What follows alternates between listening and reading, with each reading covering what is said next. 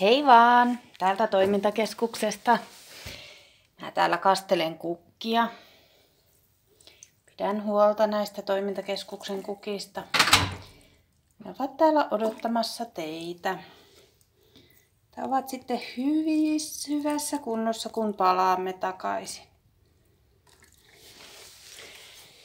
Täällä toimintakeskuksessa on tosiaan hyvin hiljaista näinä päivinä.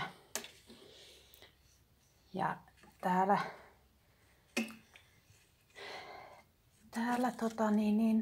on kyllä silti ihan tutun näköistä. Mutta tärkein puuttuu, eli te asiakkaat ja ohjaajat.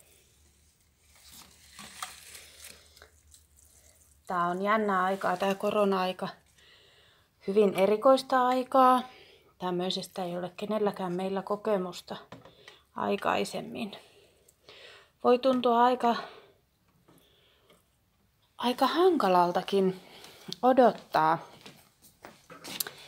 että koska taas pääsee töihin ja harrastuksiin ja muihin mukaviin asioihin. Aika voi käydä pitkäksikin kotona, kun on tottunut käymään töissä. Ja silloin onkin hyvä keksiä jotain uusia tekemisiä.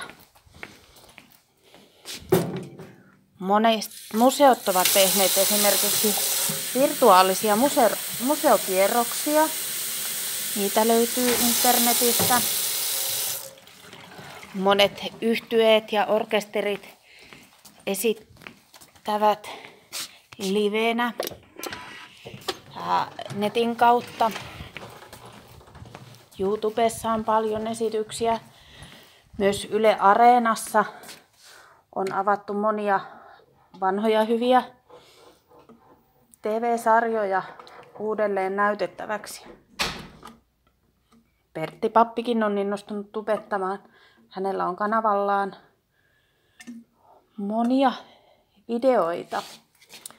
Löytyy nimellä Pertti Pappi Paimio. Ja sitten tietysti voi ihan pelata lautapelejä, soittaa ystävälle tai tehdä sellaisia asioita, mitkä ovat odottaneet pitkään tekemistä. Esimerkiksi kodin siivousta tai järjestelyä. Tai sitten voi ulkoilla